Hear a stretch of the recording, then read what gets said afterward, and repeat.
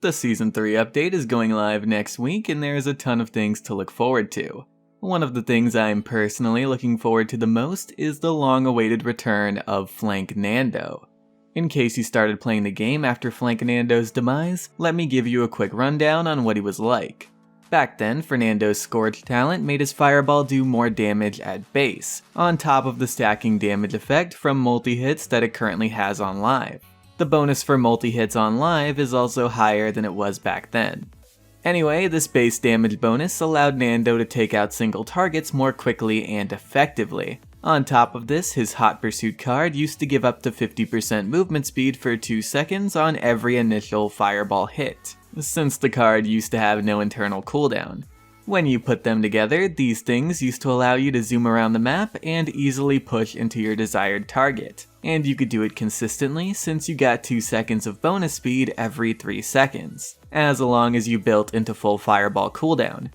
The playstyle was a ton of fun. However, back then the devs found that the playstyle was overperforming quite a bit, greatly inflating Nando's win rate to worrying levels. Since Nando's weapon is so easy to use, and he had that level of consistent speed, and that solid but easy lethality, on top of all that health, Nando was a big balance concern and he was nerfed.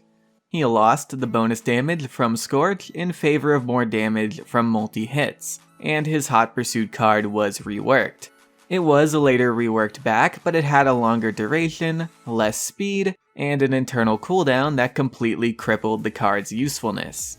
The nerf upset a lot of people because it really brought Nando down into the lower tiers of the tank class, while also making him not very fun to play. He's been stuck in this wonky main tank spot for a while where he is rarely worth picking over other main tanks. With Season 3, however, Flanknando makes his return. He isn't quite the same as before because, like I said, they found that that version of Flanknando was unhealthy for the game, so they had to move some things around to bring Flanknando back into a more balanced state. So what did they do? Well, first, they nerfed both his base fireball cooldown and his fireball cooldown reduction card by 1 second. So now the lowest fireball cooldown you can have without Chronos is 5 seconds. Now this is a nerf, but it does come with some buffs. Scourge regained its damage bonus, and his Hot Pursuit card's internal cooldown was lowered to 6 seconds. So if you run the Fireball cooldown card at level 3, your Fireball cooldown becomes 6 seconds and it perfectly syncs up with Hot Pursuit. So every 6 seconds you can get 3 seconds of up to 40% bonus speed. Also, his weapon's self-slow was reduced by 15%, and that definitely helps out a lot too.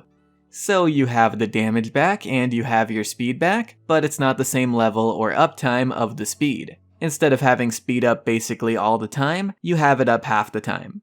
This means you have to pick your aggressive moments a little better.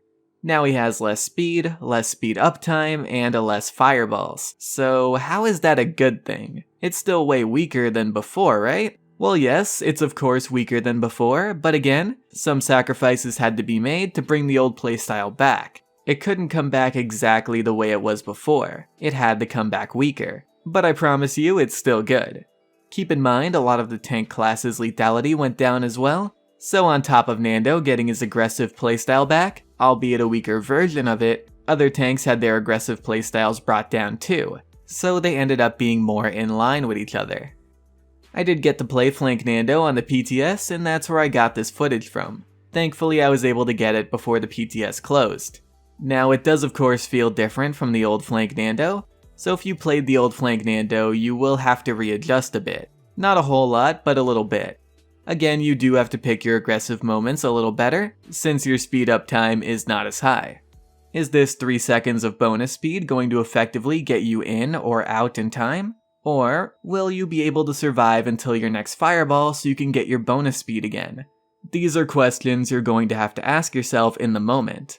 This new rebalancing causes you to think a bit more and gives you less margin for error. So if you do make a mistake, the enemy has more of an opportunity to capitalize on it.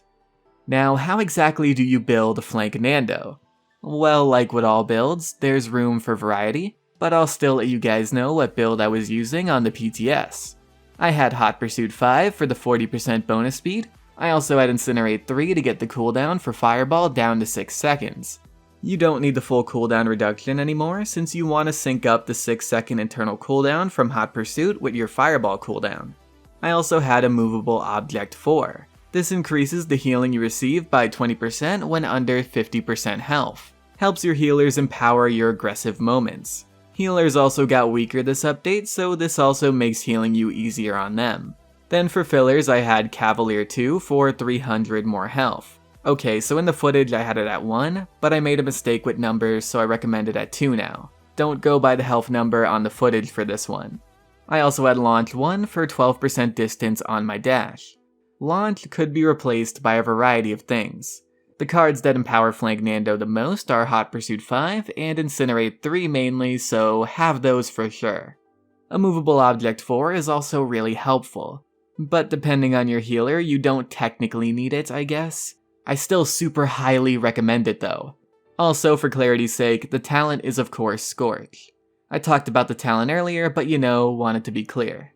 Also, in case I wasn't clear on this either, Nando is back to his aggressive off-tank role with this build. He doesn't point tank it. So in ranked, you'd want Nando alongside a good point tank so Nando can push aggressively in the off lanes alongside a DPS character.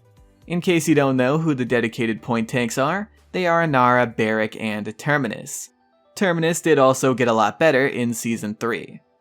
Now I do want to address some concerns with how Nando was balanced. His aggressive playstyle with Scorch undoubtedly got better, but some have been telling me that Aegis and Formidable got worse, and that's because, while the lower Fireball cooldown balances out the aggressive playstyle, it also hurts the point tanky playstyle that the other two talents give.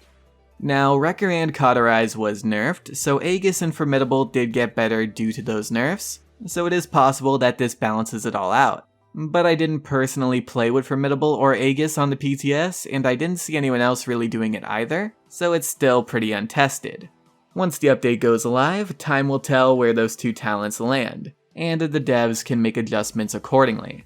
Anyway though, what do you guys think of Flanknando? Let me know in the comments below. Feel free to comment on it whether you played him on the PTS or not.